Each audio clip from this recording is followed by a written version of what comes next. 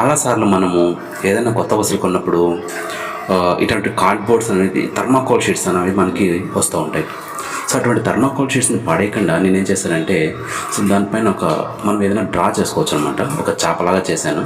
ఆ చాపని కట్ చేశాను.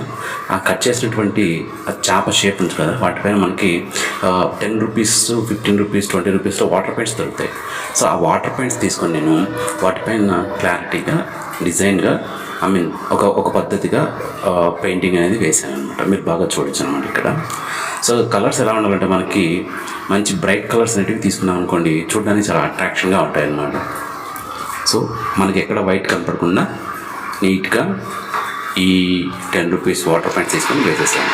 ఫైనల్గా మనకి ఈ విధంగా అయితే మనకి వచ్చింది. మీరు చూడొచ్చు అంటే బాగా విజిట్ చేస్తాము. సో అక్కడక్కడ మనం ఈ విధంగా డెకరేట్ చేసుకోవచ్చు. ఆ డెకరేట్ చేసుకున్న